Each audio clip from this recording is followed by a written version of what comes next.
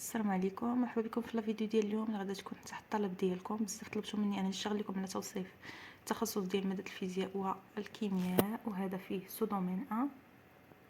سو دومين 1 اللي فيه لي كونسيبت فوندامونتaux en didactique, c'est-à-dire pédagogie didactique, triangle didactique, le contrat didactique, la représentation et le conflit socio-cognitif, la transposition didactique. لكن قبل ذلك نطلب من اي واحد يستافد من الفيديو ما ينساش القناه الدعم ديالها من خلال لي جيم لي كومونتير اي لي زابوني باش نستمر في نشر الافاده. ثم اي حاجه بغيتوها خليو لي لي كومونتير باش نعرف شنو بغيتو شنو محتاجين كذلك. ثم نبداو باول مفهوم اللي هو لا بيداغوجي. دونك فوالا لا بيداغوجي étymologiquement يعني في أصل الكلمة la pédagogie vient de deux mots, péda qui veut dire l'enfant et gogie qui veut dire éduquer, et par conséquent c'est l'ensemble des méthodes utilisées pour éduquer les enfants et les adolescents. بمعنى ذلك يعني في أصل الكلمة هذه الكلمة كتكون من جوج الكلمات اللي هما بيداغوجي، وبيدا كتعني l'enfant يعني الطفل، et gogie كتعني تعليم الطفل والقيادة والتوجيه ديالو. et par conséquent من هنا نستنتج أن البيداغوجيا هي مجموع الطرق والتقنيات المستعملة لتعليم الأطفال والمراهقين. أتمنى التعريف يكون واضح لكم. ثم ننتقل إلى المفهوم الآخر. Et maintenant, on va continuer avec le deuxième terme, c'est le triangle didactique. C'est un triangle qui est le savoir, l'enseignant et l'apprenant,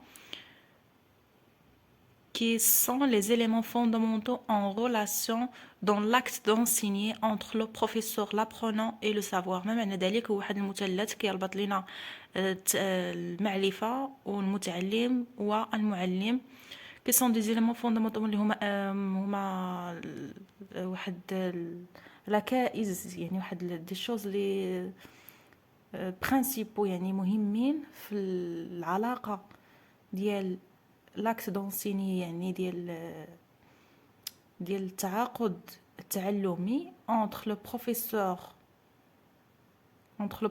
ما بين الأستاذ et l'apprenant تلميذ et المعرفة اللي هي le savoir. بالنسبة للترم الثالث هو didactique, c'est l'étude scientifique des méthodes et des techniques d'enseignement ainsi que l'activité de l'enseignant avec ses élèves afin d'atteindre des objectifs visés. ما معنى ذلك؟ هي دراسة علمية ديال التقنيات وطرق التعليم ainsi que l'activité بالإضافة إلى نشاط الأستاذ مع التلاميذ ديالو avec ses élèves afin d'atteindre les objectifs visés. معناها يعني من أجل ولا دون لو بيت دو بهدف تحقيق الأهداف المتوخاة أو الأهداف المقررة في بداية كل حصة أو في بداية كل مستوى. والآن نمر إلى المفهوم الآخر اللي هو le contrat didactique.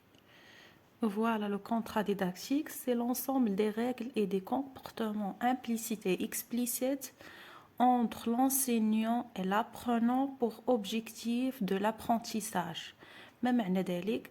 contrat didactique تعاقد ديداكتيكي ومجموع القواعد والتصرفات implicite اللي تكون ضمنية أو صريحة. علاش ما غندخلش في لي ديتاي، ولكن حيت التعاقد الديداكتيكي هو مجموعه وكتكتب واحد الورقه ما بينكم وبين التلاميذ وتقدر تكتبها، تقدر تكون غير شفويه. هذه هي ديك امبليسيت واكسبليسيت، يعني صريحه او ضمنيه، صريحه بصيغه موثقه او ضمنيه غير شفويا entre l'enseignant ما بين المعلم والمتعلم بهدف تحقيق هدف التعلم هي لابرونتيساج. والان سنمر الى الكلمه الثالثه واللي هي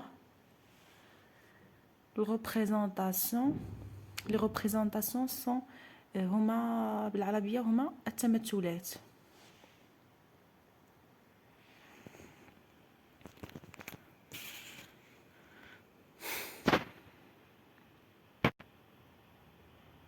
مقصود بهم التمثلات l'ensemble d'informations d'attitude et d'opinion qui accompagne l'apprenant sur cette notion.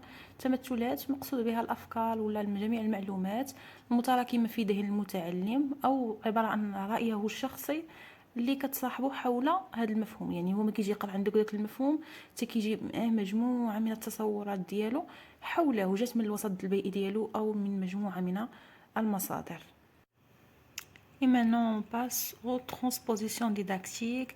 Et le naql didactique باللغة العربية désigne les transformations que subit un savoir savant, le savoir, c'est-à-dire le savoir des spécialistes des domaines, pour devenir un savoir à enseigner. النقل الديداكتيكي المقصود به مختلف التحولات التي تطرأ على المعرفة العامة. شنو هي المعرفة العامة؟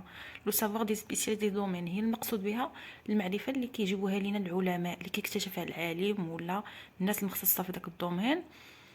كطرأ على واحد التغيرات ولا واحد التبسيط باش تصبح معرفة قابلة للتدريس. يعني كنشدو المعرفة العالمة، المعرفة اللي خرجها لنا العالم، كنبسطوها باش تحول لواحد المعرفة قابلة لأنه يفهمها العقل ديال واحد المتعلم اللي المستوى المعرفي مثلا ديالو باقي ما ما ناضش ولا باقي ماشي في داك المستوى. المهم كنبسطوا ليه المعرفه. هذا هو النقل الديداكتيكي. والان نمروا للديرنيي تيرم، هو لو كونفلي سوسيو كوغنيتيف. Le conflit socio-cognitif peut se définir comme la confrontation entre les avis divergents. ما معنى ذلك؟ الصراع المعرفي المقصود به يمكن تعريفه على أنه المواجهة ما بين آراء ولا أفكار divergentes متباعدة qui constructive dans l'interaction sociale، لكنها بناءة في التفاعل الاجتماعي.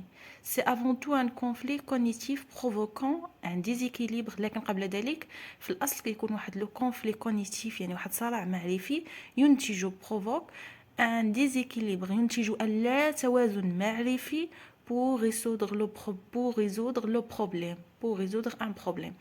يعني كيوقع ليه واحد لا توازن معرفي وكيفكر انه يحل لنا المشكل. وهاد التراديكسيون، غير هاد الكلمات درت لهم لا تراديكسيون حيت بانوا ليا شويه صعابين.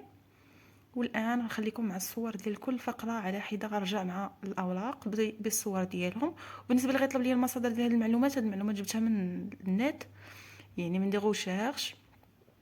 وكاين معلومات اللي كانوا منتشرين ولكن حاولت نخدم عليهم ونصححهم باش ما يبقاوش خاطئين. فوالا قلت لكم غنرجع مع الوراق. ها هي لا بروميير ديفينيسيون، نتمنى تكون واضحه لكم. لا دوزيام ديفينيسيون كتبوهم، عقلوا عليهم، حفظوهم. هاد التلخيص ولا هاد الفيديو خاصه بالناس اللي يلاه بغاو يبداو المراجعه وما عرفوش من يبداو. انا ساعدتكم، هذا كادو بوغ فو، انكم لقيتو كل شيء واجد، غادي غير تشديه وغتكتبيه وغادي تحفظيه وتفهميه وشوف دير طريقتك داك الساعه. وكذلك صالح حتى للناس اللي ديجا راجعات انها مازال سالفه لها شي حاجه ولا خاصه تلخيص. ها هو تلخيص واجد، غير قرا سيدي وما تقولش راه مابقاش ليا الوقت. دائما ما عمرك تقلب الاعذار، دائما مازال الوقت ودائما مازال الامل. واللي ما تيسرش لي الامور الله يسهل لي في امور اخرى ان شاء الله. الخير فيما اختاره الله. نتمنى يكون واضح لكم، نتمنى تكونوا استفدتوا. كنتمنى كل واحد يستفد من هذا الفيديو، يخلي التفاعل ديالو حول المقطع. وبالتوفيق ان شاء الله، نلتقي في فيديو اخر.